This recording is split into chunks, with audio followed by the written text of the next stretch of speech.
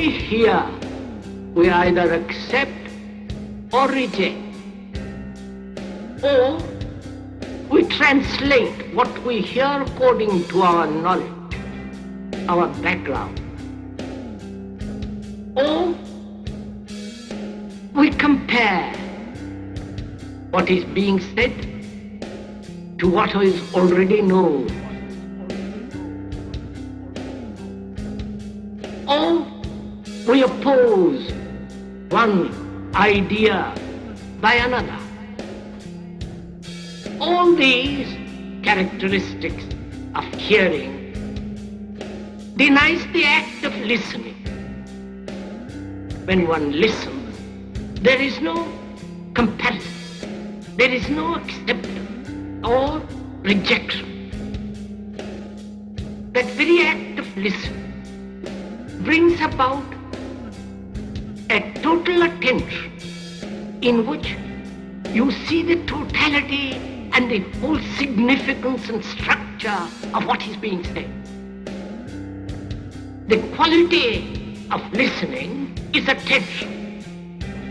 And when you attend totally, with your whole mind, with your heart, with your nerves, with your eyes and ears completely, intensely listen, when you give your whole attention to something, that is when you are completely listening. In that state of attention, there is the act of listening. And that act of listening puts away anything that is not true. You listen to the totality of the thing. When you attend, there is no borders of inattention. And that act of listening is really a miracle. Perhaps it's the greatest miracle.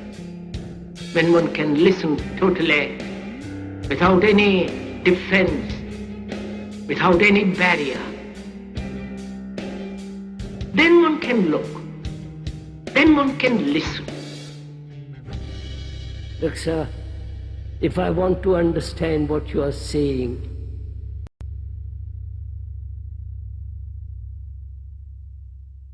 I'm listening to you. I'm listening to you with affection, with care, with attention. Because I find out what you're saying. I've heard this before. Something new which is impossible, you're not listening.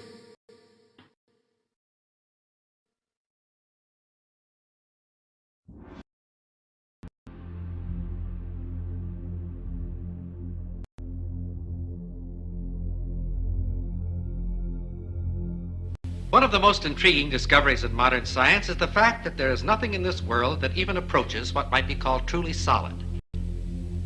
We speak of solids, liquids, and gases.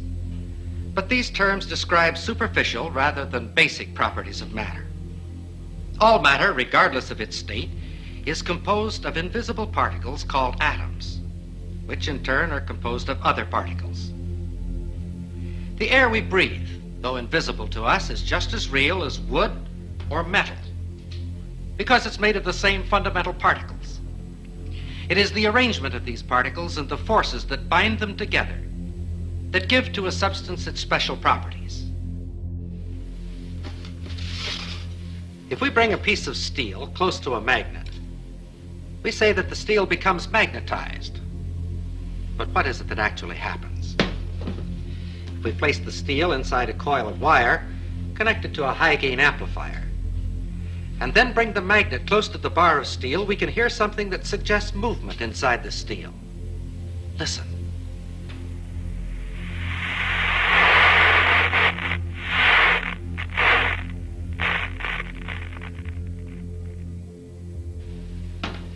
We think of a piece of steel as being solid, and according to our definition, it is a solid.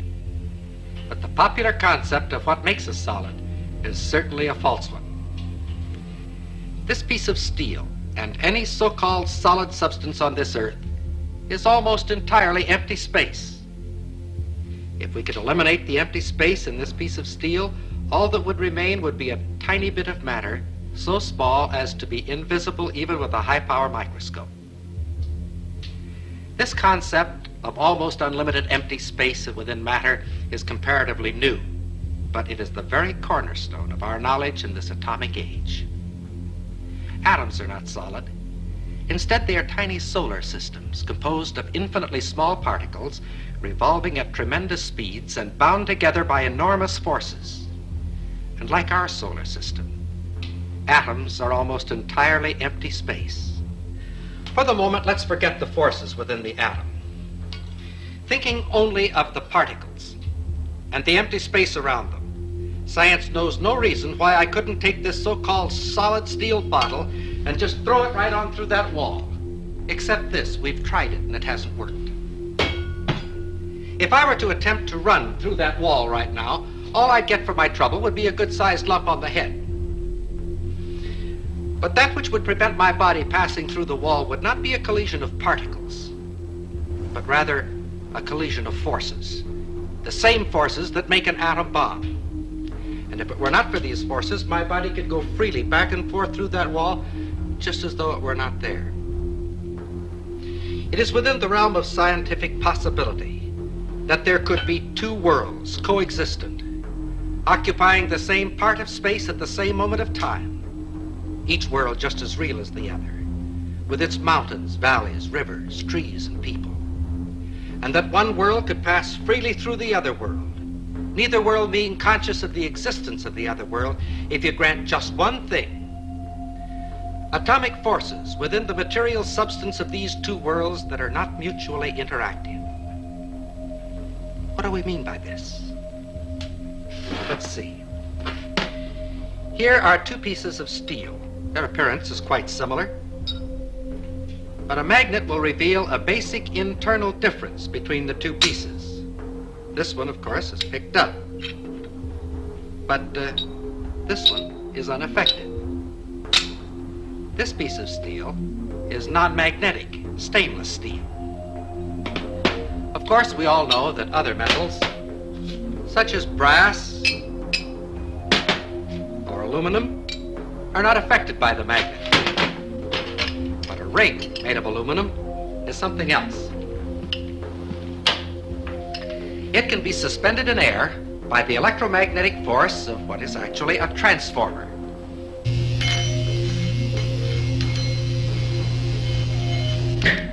The ring being in effect a one-turn shorted secondary. A smaller ring will react even more violently.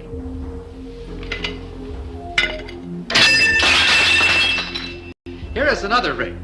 This one made of a material we say is non-conductive. And it is completely unaffected. Here is another example. Several thousand watts of power were involved in that spark. If we replace the spark gap with a copper coil, the same power now flows through the coil. It's invisible, has no effect on many substances, but it can generate a lot of heat. Wood, paper, things that we think of as being quite inflammable are not affected at all. However, a piece of steel wool bursts into flame instantly.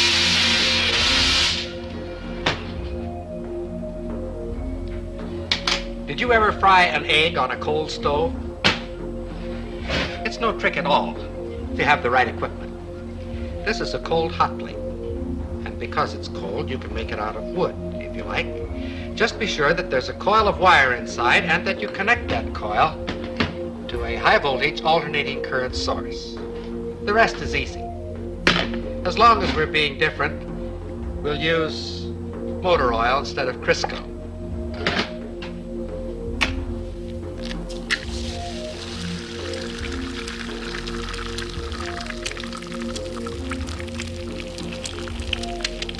The egg fries very quickly, but the stove remains perfectly cold. In fact, if you wish, just to keep it handy, you can fry your egg on the morning newspaper. With a gadget like this, you can get up in the morning, sit on the stove, read the morning newspaper, and fry the eggs in your lap. Another example of the fact that physical forces can be quite selective in their effect. All of the examples which we have cited thus far have been in the physical realm, and of course have been limited by that fact. We can, however, cite examples that transcend the purely physical and clearly demonstrate the reality of these two worlds.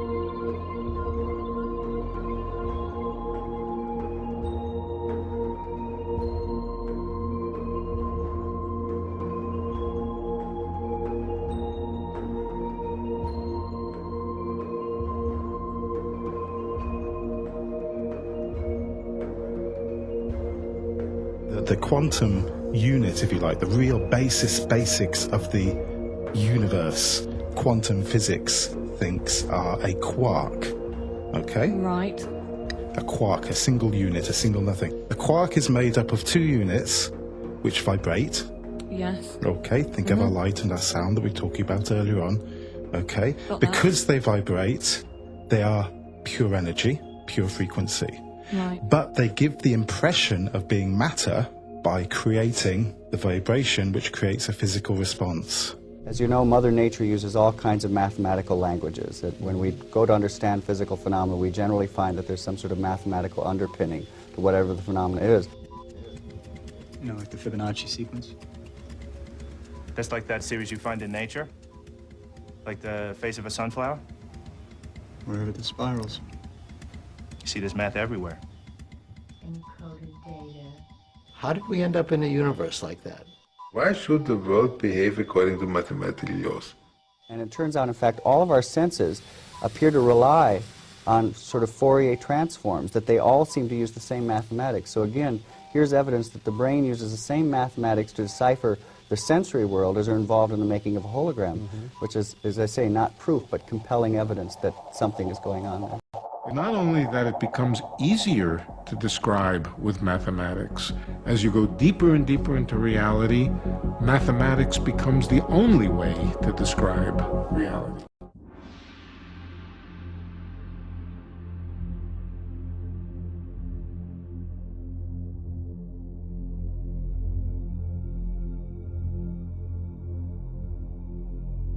Okay, so 1, 1, 2, 3, 5, that's the beginning of the Fibonacci sequence. Next number in the sequence, what do you think? How about 8? The number after that, 13. The number after that, 21. So if you're getting those right along with me, then you've recognized the pattern that I wrote with the first few numbers in the Fibonacci sequence, which is this. It starts with a 1, the next number is a 1, then after that, to get the next number, you'll always add the two numbers that came before that. So 1 and 1 is 2, 1 and 2 is 3, 2 and 3 is 5, 3 and 5 is 8, so on and so forth. So that's recognizing the pattern that exists in the Fibonacci sequence. So it turns out that this sequence of numbers has all kinds of applications. It describes all kinds of things in the world that we see around us. A conspiracy to hide this information that DNA is a Fibonacci, is an exemplification of this number called, or entity ratio sequence called the golden ratio, the ratio that proves the existence of intelligent design, or the reality of intelligent design of the cosmos. I mean, if you go to the golden ratio site for Wikipedia too on the same theme. They don't mention any of this stuff in nature that we're going to talk about here, that we talked about on the show 2 days ago, and that we're talking about here. They talk about how it's found in architecture and math and all this kind of stuff. They don't discuss it how it's found in the measurements of the human arm. Why not? It's just, I mean, well, I think I'm making, that's the point here. I think that just made sense to me, thinking this through as I say it to you. It has to be a conspiracy. How could all this be overlooked, and how could Wikipedia leave it out? It can't be. There has to be somehow that big money has pushed their influence somehow, and they've had a drive to keep this covered up or something. These can't all be coincidences, and since they're doing that with everything else, it has to be the case that there's some movement to keep this stifled. I mean, why isn't? And here's another piece to add to this. Why isn't this in our education system? We learn all this junk geometry, pea-brain stuff when you take geometry in high school, and they don't teach you about any of this, the golden ratio everywhere in nature. I went through elementary school, high school, college, undergrad degree in college, master's degree, and halfway through PhD, and never was any of this mentioned. And we know who controls the universities, the big money behind it, all the way up to the Illuminati Nephilim controllers. So this can't be. This is planned, okay? And you just wonder. It's got to. I mean, I'm almost concluding here in my mind this Davidson College site showing up #1 in Google all the time, and first page, and Wikipedia having this strange measurements which don't correlate with all kinds of these examples from academic sites I'm finding. I'm putting them all, pictures of the screenshots in the newsletter. It's got to be a conspiracy. I mean, we could keep going compiling the evidence; it would just all lead to it. So, and if we could keep compiling evidence of it being a conspiracy, I mean, everything points towards it. I'm just throwing ideas off the top of my head. These strange sites show up at the top. Wikipedia is wrong. It's covered up completely in the best-selling books about the golden ratio, which come from wealthy university professors. It's the universities and the government-controlled education system absolutely covers it up. You see how, I mean, everything's falling in the same direction. So when everything, all these conclusions point to the same direction, that it's covered up and hidden.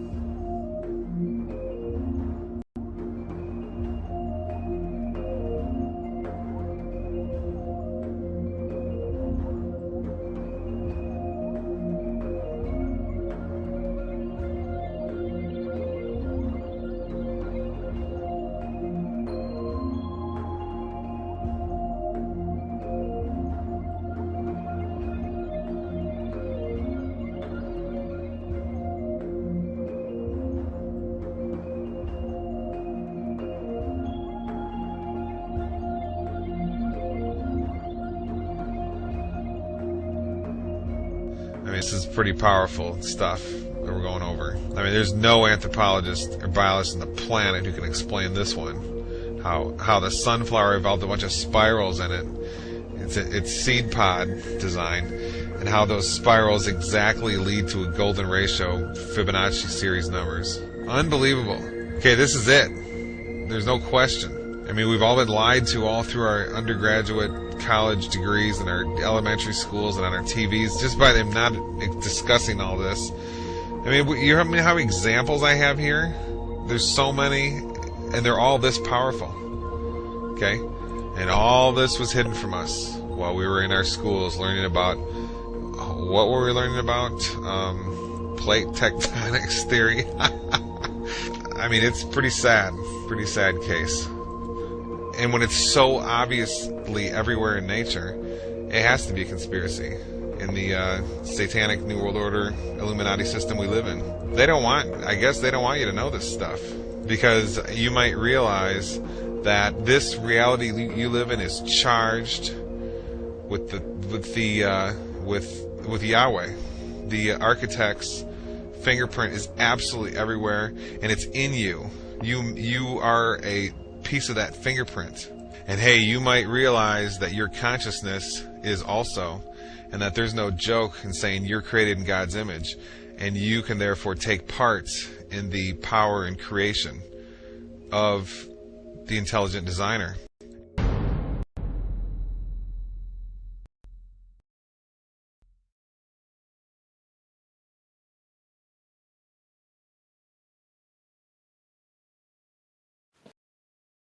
Extraordinary phenomena of people getting better even when they've only had a dummy treatment or a sham treatment. So that can mean a sugar pill, but it can also mean sham ultrasound, where somebody just holds the machine up to your body but doesn't really switch it on, or even a fake operation where somebody makes the incision and then pretends to do the operation but doesn't actually do anything. And the fascinating and amazing thing is, it turns out that when people get these fake sham treatments, they often get better.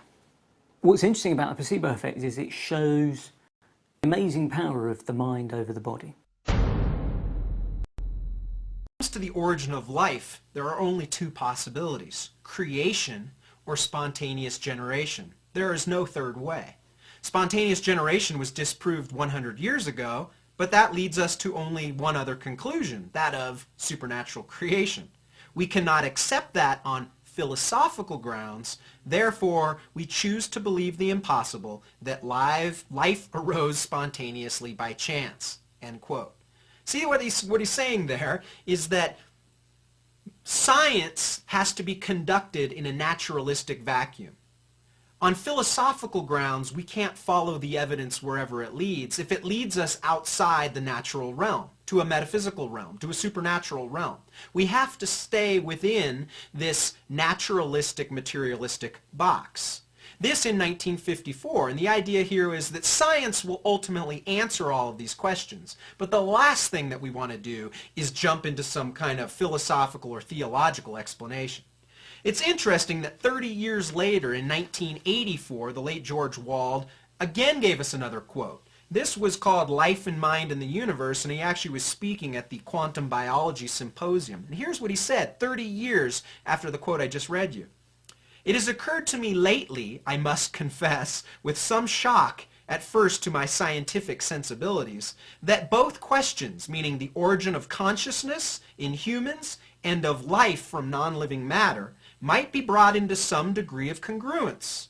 This is with the assumption that mind, rather than emerging as a late outgrowth in the evolution of life, has existed always as the matrix, the source and condition of physical reality. The stuff of which physical reality is composed is mind stuff. It is mind that has composed a physical universe that breeds life and so eventually evolves creatures that know and create science, art, and technology-making animals. In them, the universe begins to know itself." This again was 1984 by the late George Wald, an agnostic and materialist naturalist. But do you see where he's going there? He brings in a notion of mind. He says, as I studied these 30 years, these 3 decades since his previous statement, How does matter become mind? It doesn't. Mind must bring forth matter. You see, matter has never brought forth consciousness or rationality or mind. Information. See, now we know with the simple cell, so-called, or DNA, that this is information code. Information theory would say that this type of code, this type of ordered sequence, this type of information can only be a product of mind, of intelligence. There is no other alternative. So what is George Wald saying here, even though it shocks his scientific sensibilities? It's that in all areas of study, mind must bring forth information, matter, etc. Matter never brings forth mind. Think about that.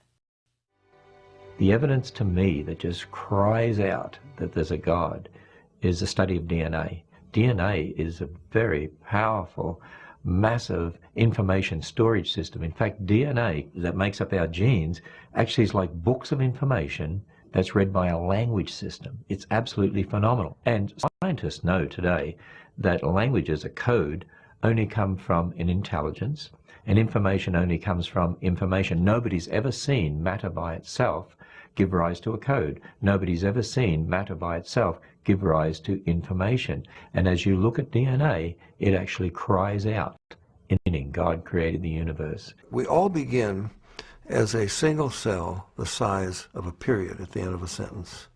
How does that cell know how to build a body with 100 trillion cells in it, thousands of different kinds, and each one of them is so complex, nanochemical machinery beyond our comprehension how it works, and encoded is the instruction manual.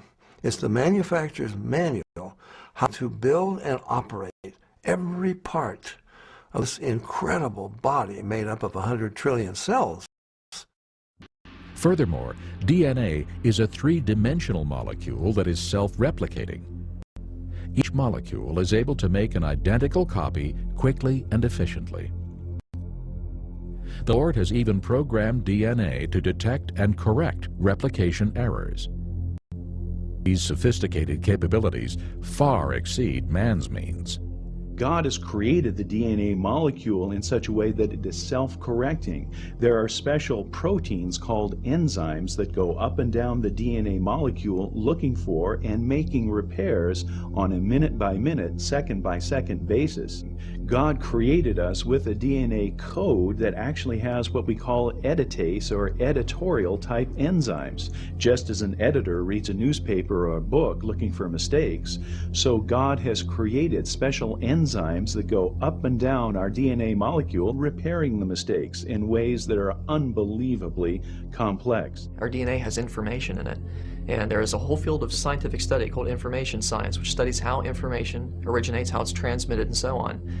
And one of the laws of information science says that information never originates by itself in matter, never spontaneously comes about. Anytime we trace the copying of information back to its source, it always comes back to a mind. And since we have creative information in DNA, that tells me that DNA comes from intelligence. It's not something that could possibly come about through millions of years of mutations and natural selection.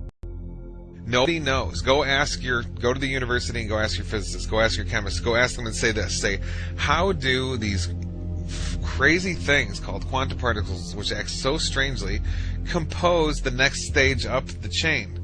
How do they compose an atom? And then ask, how does an atom compose a molecule? And how does a molecule compose a chemical? And they're going to say, we don't have any idea. Now they'll probably get out their tinker toys and draw you or sculpt you a picture of an atom and say, this is how the atom is structured, and it gives rise to the molecule, and some molecule in question. And you say, no, Professor, how does one compose the other? I didn't ask you to show me a representation that you think is true about the one, and then just about the atom, and then just say, oh, it composes the next stage up, the molecule. I want you to say, Professor, I want you to show me how it works. Tell me what is involved. Guide me through the process. And that professor is going to say, we don't know how it works. We can't. So the point is here, I remember we studied this a lot when I was a graduate student in physics or philosophy. We talked about this a lot. There is no known relationship between quantum particles and then the things that they allegedly compose, whether it's molecules or chemicals or worlds or rocks or whatever. Now, there's a whole lot of people who are going to tell you that that's what happens, that the quantum particles compose physical reality. Now, I'm not so sure. This is the level of knowledge, okay, not of wishful thinking. Okay, the level of knowledge is when we have empirical data and philosophical reasoning that is that sophisticated, that powerful, that ironclad, that simple, that we can say, okay, it can't be any other way. So we have to say this is an absolute truth. This has to be a truth of things, and this can't be an illusion. So we know something. I mean, what's more enjoyable than that? Well, I can think of a couple things that are more enjoyable, but that's pretty for someone like me who's just obsessed with knowing how things are and knowing about myself and just knowing the way reality works. And I know a lot of the listeners of this show are the same way. Being able to exist at that level, that empirical and philosophical level, is really important to me, and it feels really, really good. Okay? Some people don't care about stuff like this, and that's fine. Just let them go. And they care about other things. You know, maybe they care about arts, or maybe they care about television, or maybe they like Barack Obama and war, and maybe they like to be brainwashed, or who knows what. But for me, I want to know how reality works, and it makes me feel, every time I get a little bit further along, it's like I've energized my soul or something. The deepest parts of me have grown and they feel more spiritualized. Okay, so it's very, very healthy to do this.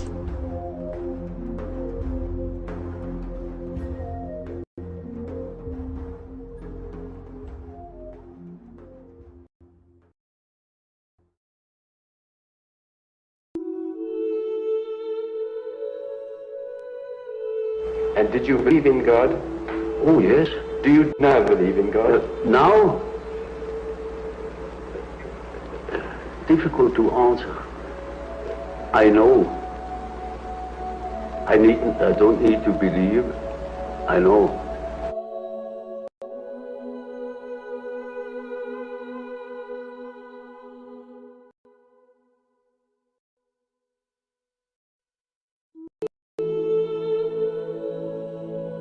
You know, there are these peculiar faculties of the psyche, that it isn't entirely confined to space and time. Now, these facts show that the psyche, in part at least, is not dependent upon these confinements. And then what? When the psyche is not under that obligation to live in time and space alone, and obviously it doesn't. And that means a practical continuation of life, of a sort of psychical existence beyond time and space. Only ignorance deny these facts. Do you yourself believe that death is probably the end, or do you believe that? Well, I can't say. You see, the word belief is a difficult thing for me. I don't believe. I must have a reason for a certain hypothesis. Either I know a thing, and when I know it, I don't need to believe it. If I don't allow myself, for instance, to believe a thing just for the sake of believing it. I can't believe it.